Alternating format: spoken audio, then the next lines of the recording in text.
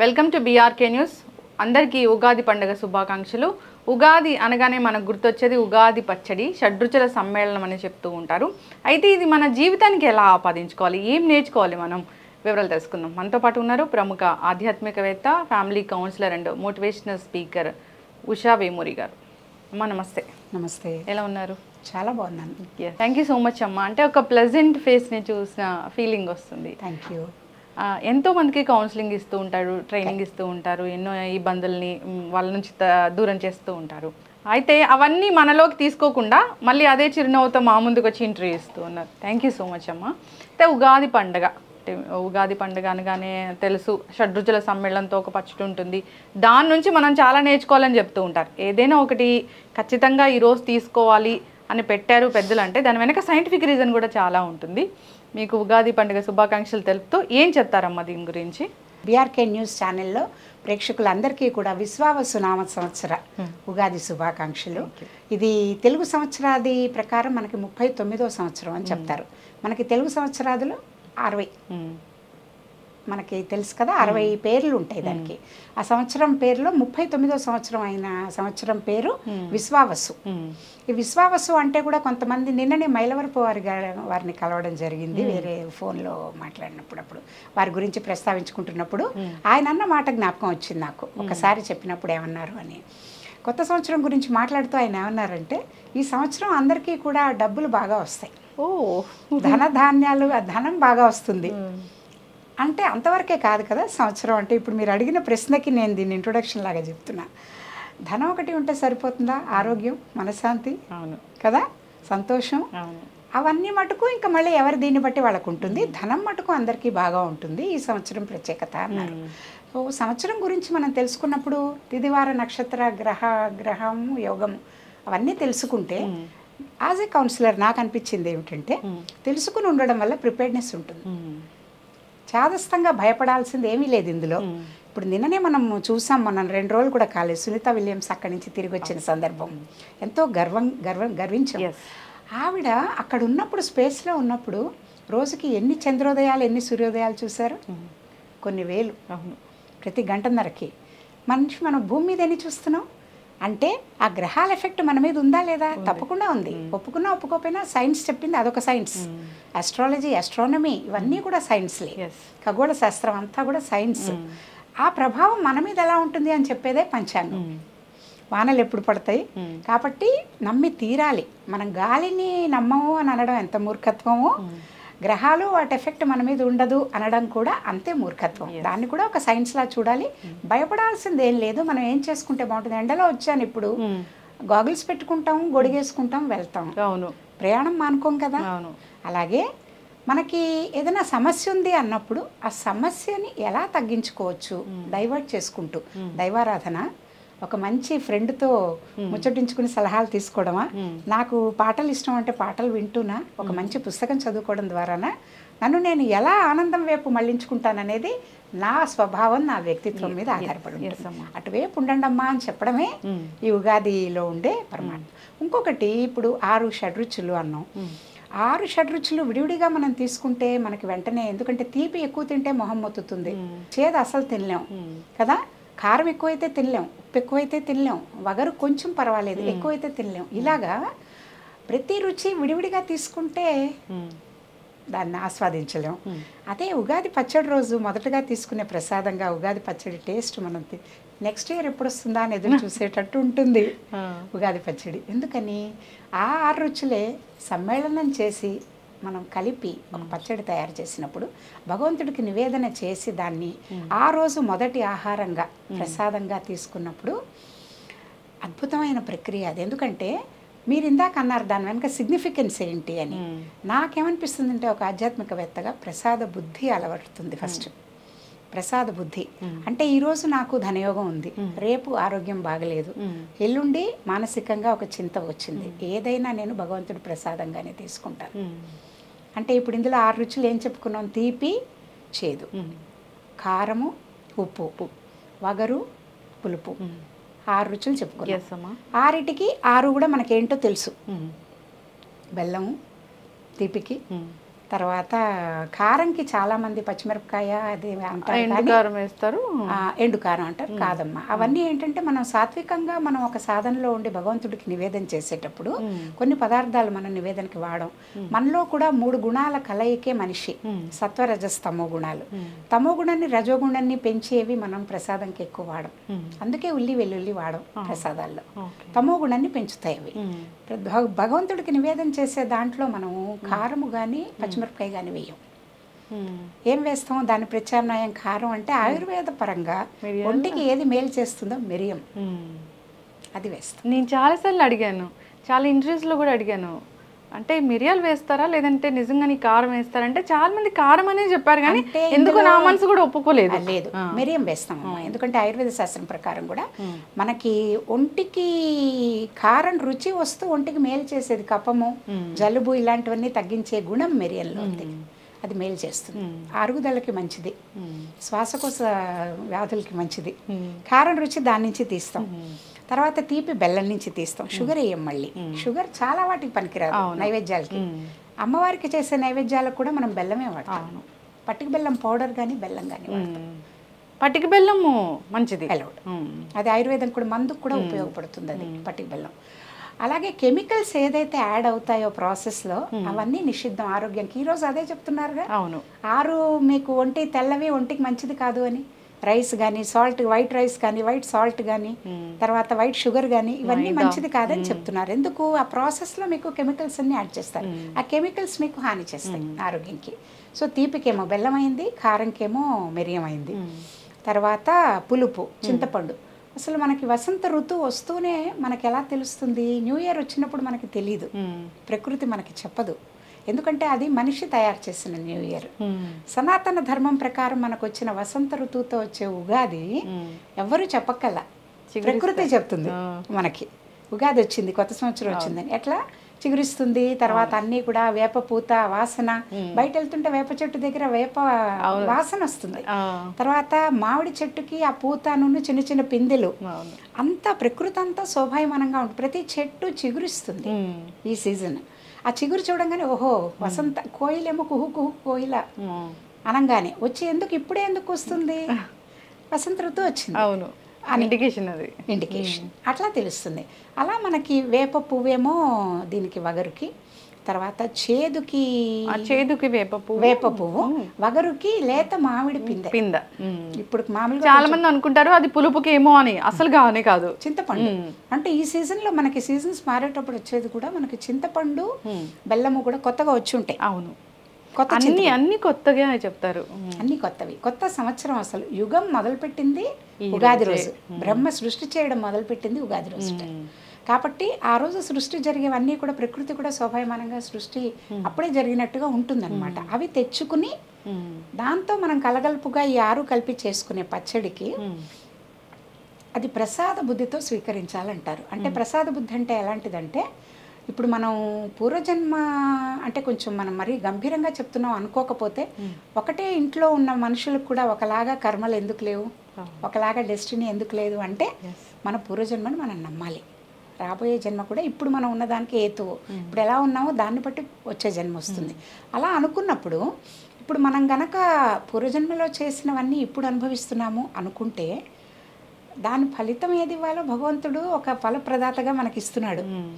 నేను గుడికి వెళ్ళాను, ఈరోజు నాకు పులిహార తినాలనుంది. అది హోటల్ కాదు కదా వెళ్ళి పులిహార ఆర్డర్ చేయడానికి. గుడికి వెళ్ళాం, ప్రసాదంకి నేను చేతులు చాపంగానే నా చేతిలో ఆ రోజు చక్కెర పొంగల్ పెట్టారు. తీసుకుంటామా? తీసుకుంటాం, డెఫినెట్గా తీసుకుంటాం.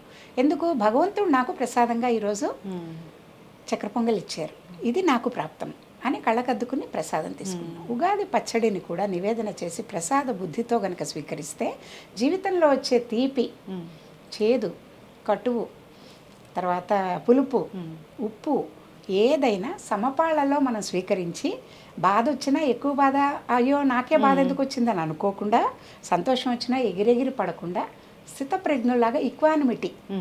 ఆ ఈక్వానిమిటీ సాధించడం కోసం ఈ ఉగాది పచ్చడి తింటూ దాని అంతర్గతంగా దానికి ఉన్న భావన ఇది అని తెలుసుకుని ఉగాది పచ్చడి నివేదన చేసి తింటే ఆ సంవత్సరం అంతా జీవితంలో మనకి పంచాంగం చెప్పే హెచ్చుతగ్గులు లాభ నష్టాలు జయాపజయాలు ఏది కలిగినా సమబుద్ధితో స్వీకరించడం అనేది మనం అలవాటు చేసుకుని ఉంటాం, ప్రిపేర్డ్గా ఉంటాం. ఎస్, చాలా చక్కగా చెప్పారు.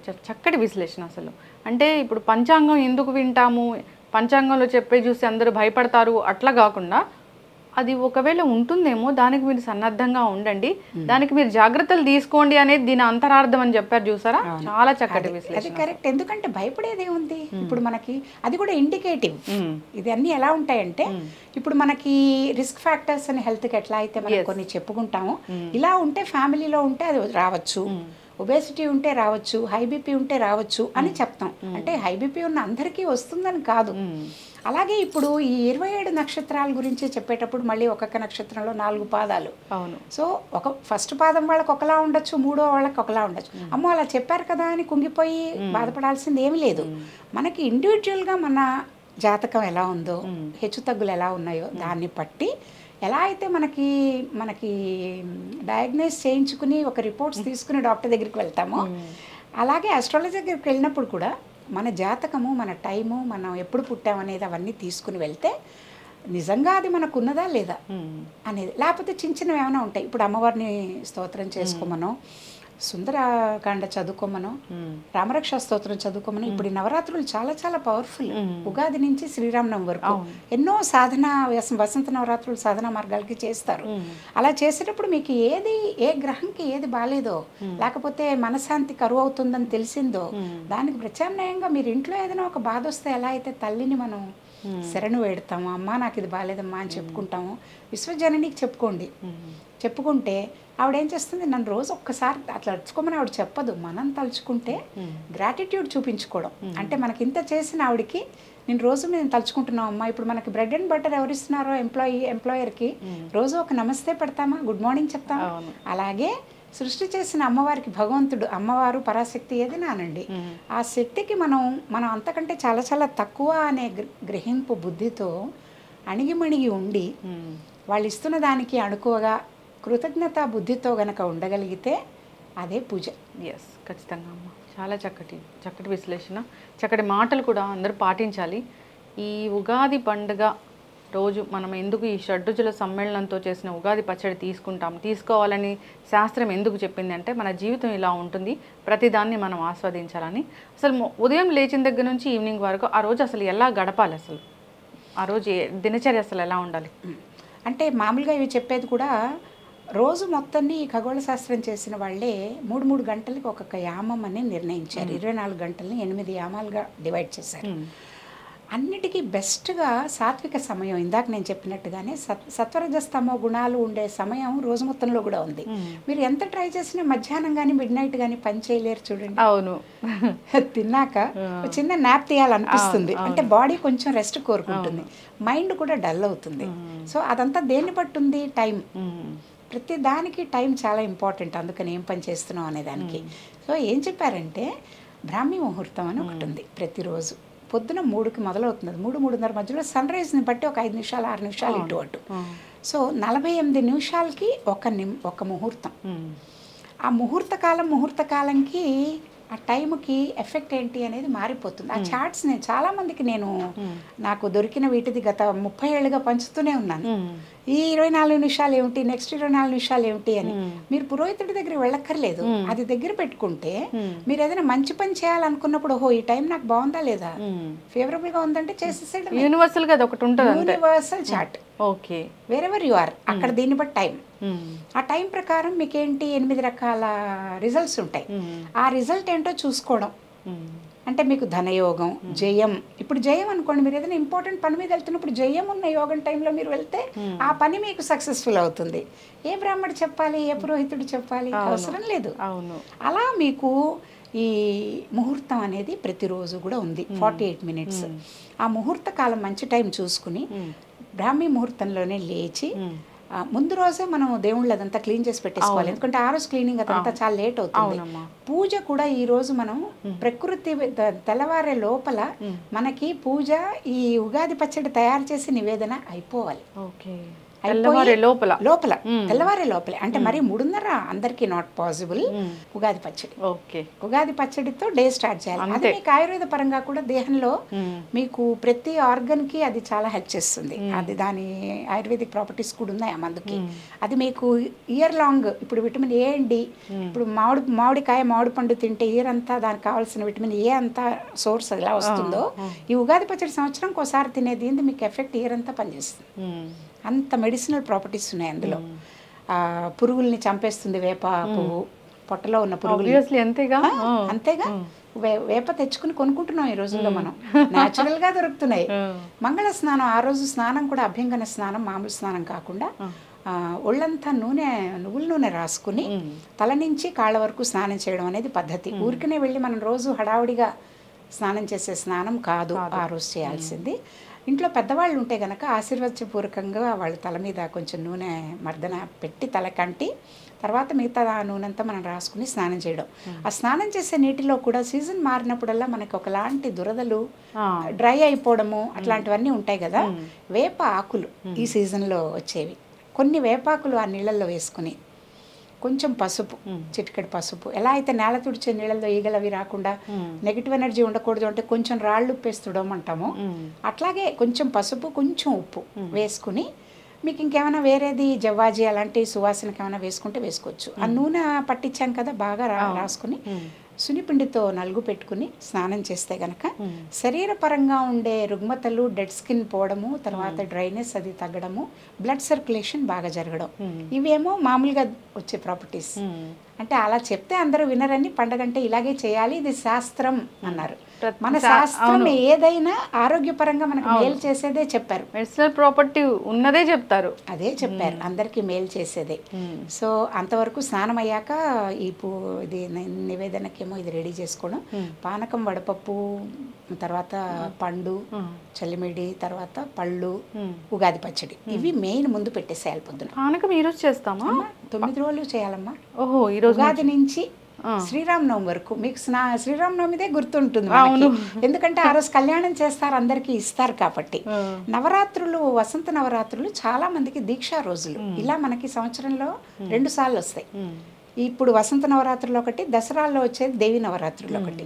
ఈ 2 సార్లు చేసే నవరాత్రులకి కూడా ప్రతిరోజు పానకం, వడపప్పు. సీజన్ వారీగా చూస్తే నాకు ఏదైనా కూడా ఆరోగ్యపరంగా చెప్పడం అలవాటు. సో సీజన్ వారీగా చూస్తే ఈ ఎండకి, తాపానికి వడపప్పు చలవ చేస్తుంది, పానకం కూడా మీకు వడదెబ్బ తగలకుండా చేస్తుంది. అందుకని ఆ 2 కంపల్సరీగా ఎండాకాలం.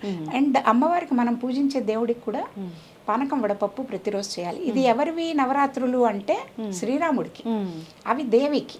మనం వసంత నవరాత్రులేమో శ్రీరాముడికి చేసే నవరాత్రులు. ఎందుకంటే శ్రీరాముడిని కూడా లలితాదేవి యొక్క మగ అంశ అని చెప్తారు. లలితా పరమేశ్వరికి చేసేదేమో దేవి నవరాత్రులు. కాబట్టి ఈ నవరాత్రులు కూడా అలాగే. ఇప్పటికీ చాలా మంది ఇక్కడ కూడా నవరాత్రులు 9 రోజులు లలితా సహస్రనామం చదవడము, రామరక్షా స్తోత్రం అనేది ప్రతిరోజు తప్పనిసరిగా చదవాలి. ఈ 9 రోజులు చాలా మేలు చేస్తుంది. సుందరకాండ కొంతమందికి అలవాటు ఉంటుంది, ముఖ్యమైన సర్గలు అందులో తీసుకుని సుందరకాండ చదువుతారు, లలితా సహస్రనామం చదువుతారు. రామాయణం నుంచి పట్టాభిషేకం ఉంటుంది ఒక సర్గ, ఆ పట్టాభిషేకం సర్గ చదువుకుంటారు ప్రతిరోజు. ఏంటంటే మనకు కూడా కళ్యాణం జరుగుతుంది అని. కళ్యాణం అంటే పెళ్ళని కాదు, ప్రపంచం మొత్తం ఇప్పుడు రాముడు పుట్టినరోజు మనం ఎందుకు కళ్యాణం చేస్తున్నాం? లోక కళ్యాణం. అవును, అలాగే మనకు కూడా మంచి జరుగుతుంది అని ఆ రోజు. అందుకని పట్టాభిషేకం ఫోటో అది పెట్టుకోవడం, ఆ రోజు రామనవమి రోజు కళ్యాణం చేసి అందరితో కలిసి మొత్తం ఇది చేయడం. ఎందుకంటే చెప్పుకున్నాము మనం, అసలు రాముడు అంటే ఇంకా అసలు పర్సానిఫికేషన్ ఆఫ్ ధర్మ. ధర్మం అంటే ఎలా ఉంటుంది అంటే రాముని చూస్తే తెలుస్తుంది. అందుకని ఆయన మర్యాద పురుషుడు, పురుషోత్తముడు, లోకం మొత్తంకి మానవుడు అనేవాడు ఎలా ఉండాలో అది చూపించాడు. తన తెలియక కాదు, సీత ఎక్కడుందో తెలుసు, ఏం జరుగుతుందో తెలుసు, తెలియనట్టు మనిషిలాగా ఏడ్చాడు వైఫ్ వెళ్ళిపోతే కూడా. నాన్న ఒకటి కోరితే నాన్న కోరిక తీర్చాడు. అమ్మ నువ్వు ఇక్కడ ఉండ, అడవులకి వెళ్ళమంటే అడవికి వెళ్ళాడు. సీతని ఆయన తీసుకెళ్ళిపోతే ధర్మంగా మళ్ళీ తెచ్చుకున్నాడు. మళ్ళీ అదే సీతని ఇంకెవరో ధర్మంగా అలా లేదు, అక్కడెక్కడో ఉన్నావు ఎలా తీసుకొస్తావు అంటే ప్రజల మాట విని ధర్మం ఏమిటో అది కనుక్కుని మళ్ళీ తను వదిలిపెట్టేశాడు. అవును, అంటే ఎప్పుడూ తన కోసం తనేం చేసుకోలేదు, మరి అందువలన దేవుడు అంటారు. నాకు ఆ పాట అందుకే చాలా ఇష్టం పాత సినిమాల్లో. ఈ మధ్య చాగంటి వారిది కూడా ఒక వీడియో చూసాను, ఎంత బాగా అనిపించిందో. అంటే అందరూ గ్రహిస్తున్నాం పాతది కూడా అని. అందాల రాముడు ఇందీవర శ్యాముడు ఇనకులాబ్ది సోముడు ఎందువలన దేవుడు అని ప్రశ్న. ఎందువలన దేవుడు 3 చరణాల్లో చెప్తారు. అంటే అనుభవించవలసిన వయసులో అడవి పాలు చేసుకున్నాడు అందుకని దేవుడు. అంటే ఎవరైనా చేస్తారా? తండ్రి మాటకి కానాలకి వెళ్ళాడు, అడవులకి వెళ్ళాడు అందుకని దేవుడు. అట్లా ఒక్కొక్కటి చెప్పుకుంటూ వస్తారు. నిజంగా రాముడు ఎందుకు దేవుడు అయ్యాడు అని కనుక ఒక్కసారి ఆలోచిస్తే మినిమం 16 to 20 క్వాలిటీస్ ఎత్తచ్చు అసలు ఏమిటి అని. అందుకని ప్రపంచం అంతా రామరాజ్యం అని, రాముడు లాంటి రాజు మనకు కావాలని, రామరాజ్యం అని బెంచ్ మార్క్ పెట్టారు. రాజ్యం ఎలా చేయాలి అంటే రామరాజ్యంలో చేయాలి, స్వార్థం లేకుండా, నిస్వార్థంగా, ధర్మం సత్యం ఆ 2 ఫాలో అవడం కోసం he'll go to any extent. అలా ఉండాలి ప్రతివాడు అని లోక కళ్యాణం కోసం చేసేది. కాబట్టి రామనవమి వరకు 9 రోజులు. పట్టాభిషేకం దశమి రోజు అయిందంటారు. అందుకనే చాలా చోట్ల కూడా భద్రాచలంలో కూడా కళ్యాణం మనకి శ్రీరామనవమికి చేసి రామ పట్టాభిషేకం 10వ రోజు దశమి రోజు చేస్తారు. కాబట్టి ఈ 10 రోజులు వేడుకలే. ఉత్తరాదిన లలిత అమ్మవారిని పూజిస్తారని విన్నాను. దక్షిణాదిన మనకి ఎక్కువ రాముని పూజిస్తాము. లలిత ఉపాసకులు అమ్మవారి పూజ చేసుకునేవాళ్ళు. మేమందరం కూడా లలితా సహస్రనామం అది ప్రతిరోజు నిష్టగా చేసుకోవడము, రామరక్షా స్తోత్రం 11 సార్లు ప్రతిరోజు చదువుకోవడము. అయితే అమ్మ ఇంకా ఈ రోజున ఖచ్చితంగా మనం పూజించాల్సిన ప్రత్యేకమైన దేవుడు మంత్రము అట్లా ఏమైనా ఉంటాయా? ఇంకా ఏమైనా అంటే ఇప్పుడు ఇంటి పద్ధతులు కొన్ని ఉంటాయి. మామూలుగా వాళ్ళకి ఆనవాయితీగా ఎప్పటి నుంచో వస్తున్నది ఏంది మంత్రం ప్రతిదానికి ఉంది. ఇప్పుడు మామూలుగా అసలు స్నానం చేయడం దగ్గర నుంచి కూడా విధులు చెప్పారు. మనం ఈ రోజుల్లో అవన్నీ చేయలేము. అసలు అంటే నది తీసుకుంటారు అసలు నది దగ్గరికి వెళ్ళగలమా, చెరువు దగ్గరికి వెళ్ళగలమా, లేకపోతే ఇప్పుడు మొన్న ఏదో కుంభ లాంటి చోట అన్ని వ్యవస్థ ఏర్పాటు చేస్తే వెళ్ళి చేసి రాగలరేమో కానీ ప్రతిరోజు ఇంటి దగ్గర అలా నదులు కానీ మనకి సరస్సులు, చెరువులు, బావి ఏమీ లేవు. మనం ఎక్కడ చేస్తాం? ట్యాప్ వాటర్లో చేస్తాం. చేసినప్పుడు అట్లీస్ట్ పోనీ భావన అంటే ఎట్లాంటి భావన చేయాలి అంటే స్నానంకి దగ్గర నుంచి మంత్రం చెప్పారు. అంటే గంగయ్య చేమునయ్య చేవ అన్ని నదుల్ని తలుచుకుంటూ ఆ నీళ్లలో చేయి పెట్టి ఇలా మనం ఒకసారి తిప్పుకుని ఆ నదుల్ని తలుచుకున్న పవిత్రమైన నదీ జలాలు ఇవి, దీంతో స్నానం చేస్తున్నాను అని మొదలు పెట్టాలి. స్నానంకి మంత్రం. తర్వాత ఆ ప్రసాదం తీసుకునేటప్పుడు మంత్రం. దానికి ఒక శ్లోకం ఉందన్నమాట. అంటే 100 ఏళ్ళు వజ్రంలాగా నా శరీరం ఉండని ఆరోగ్యంగా నేను ఈ ప్రసాదం తీసుకోవడం వల్ల అని అర్థం వచ్చే శ్లోకం ఒకటి ఉంటుంది. ఆ ఉగాది పచ్చడి తింటూ ఆ శ్లోకం చెప్పుకోవాలి. తర్వాత ఈ పూజ అంతా చేసి మహానివేదన అవన్నీ చేస్తాం కదా. పూజలో ఉన్నప్పుడు మనం ఆ రోజు అష్టోత్తరాలు అవన్నీ ఆ రోజు ముఖ్యంగా గణపతి పూజతో మొదలు పెట్టుకోవాలి. ఎందుకంటే విఘ్నాలు లేకుండా సంవత్సరం అంతా ఏ పని చేసినా మనకి విఘ్నాలు లేకుండా వినాయకుడు మనకు హెల్ప్ చేయాలి. సో గణపతి పూజ, నవగ్రహాలకి పూజ, స్తోత్రం అదే జపాకుస్మ సంకాసం అది సింపుల్ది ఉంది. నవగ్రహ స్తోత్రం అది చదువుకోవాలి. ఎందుకంటే గ్రహాలన్నీ మనకు కరెక్ట్గా పనిచేయాలి అని. తర్వాత శ్రీరాముడిది అష్టోత్తరము, లలితాదేవి అష్టోత్తరము, కుంకుమ పూజ అవేమని చేసుకుంటే దాంతో, రామరక్ష స్తోత్రము, ఆదిత్య హృదయము సూర్యుడికి సంబంధించినవి అవి. ఇంట్లో ఇంకేం అలవాట్లు ఉంటే అవి ఈ పారాయణలు ఇవన్నీ. తర్వాత సాయంత్రం మళ్ళీ దేవి భాగవతం, రామాయణం ఇవన్నీ ఒక్కొక్కసారిగా చదువుకోవడం అన్ని. ఏదైనా టెంపుల్కి వెళ్ళాలి, ప్రత్యేక టెంపుల్కి వెళ్ళాలి, ఏ దీక్ష చేస్తున్నామో అది. ఇప్పుడు అమ్మవారికి మనం నవరాత్రుల కింద చేసుకునేట్టు రాముడి గుడి లేని ఊరుండదు. రామాలయము, విష్ణుమూర్తి ఆలయము, అమ్మవారి ఆలయము, దేనికైనా వెళ్ళచ్చు. ఎస్ అమ్మా. సో మనం ఆ రోజు కొత్త కుండలో ఈ పచ్చడి చేస్తాము, అది కూడా సైంటిఫిక్ రీజన్ ఉంది, హెల్త్ బెనిఫిట్స్ ఉంటాయి ఇలా చెప్తుంటాం. అంటే మేము కుండల్లో చేయము. ఆ రోజు ఏం చేస్తామంటే కొత్త కుండ కొన్ని నీళ్లు పోసి ఇంటి బయట పెడతాం. ఓకే. గ్లాస్ అవన్నీ పెట్టేసి వెళ్తున్న ప్రతి వాళ్ళు పక్షులకైతే అందులో తీసుకోవడం కష్టం కాబట్టి బాటిల్లో వేరేగా పెడతాం.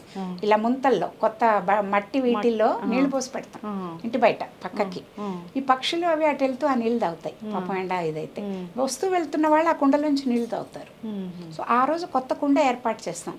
అలాగే పంచాంగ శ్రవణం కంపల్సరీ ఉగాది రోజు వినాలి సాయంత్రం. ఆ రోజు పంచాంగ శ్రవణం ఎక్కడైతే గుళ్ళో కానీ ఎక్కడైనా మనకు ఏర్పాటు అయినప్పుడు వినడానికి ఎక్కడికి వెళ్తున్నామో అక్కడ వెళ్ళినప్పుడు ఆ పురోహితుడికి మనము ఒక విసినకర్ర, తర్వాత దక్షిణ పండు తాంబూలం ఏదైనా ఆయనకి ఇచ్చేందుకు మనం విన్నాం కాబట్టి ఆ రోజు సత్కారం చేయడానికి ఇచ్చినట్టయితే మేమైతే విసినకర్రలు ఇస్తాం ఎండాకాలం. ఎందుకంటే ఏ సీజన్లో ఎవరికి ఏది ఉపయోగమో అది ఇస్తే వాళ్ళ మనసు శాంతిస్తుంది. గాలి కావాలంటే విసినకర్ర కావాలి, మంచినీళ్ళు కావాలి, మజ్జిగ కావాలి. ఎండాకాలం అంతకంటే ఏం కావాలి? ఇవి మటుకు కంపల్సరీగా మనం అన్నదానంతో పాటు శ్రీరామనవమికి ఎలాగో మనం అన్నదానం అది చేసుకుంటాం కాబట్టి మజ్జిగ, పల్సటి మజ్జిగ, మంచినీళ్ళు, విసనకర్ర, వీలైతే విసనకర్ర, ఇలాంటివి గొడుగు. ఇవి గనక మనం తోటి వాళ్ళకి కొంతమందికైనా ఇవ్వగలిగితే వాళ్ళు కూడా ఆనందంగా ఉంటారు. అది ఖచ్చితంగా అమ్మ, చాలా చక్కటి విశ్లేషణ. ఈ ఉగాది పండుగని అందరూ హ్యాపీగా జరుపుకోవాలని కోరుకుందాం. మీరు చెప్పిన శాస్త్రబద్ధంగా అది జరుపుకొని ఈ సంవత్సరం అంతా హ్యాపీగా గడపాలని కోరుకుందాము. చాలా చక్కటి విశ్లేషణ. మీరు ఈ సిరీస్ అనేది కంటిన్యూ చేయాలి, మాతోని మంచి మంచి విషయాలు చెప్పాలి, అందరూ దాన్ని పాటించాలి. థ్యాంక్ యూ సో మచ్ అమ్మ, ధన్యవాదాలు.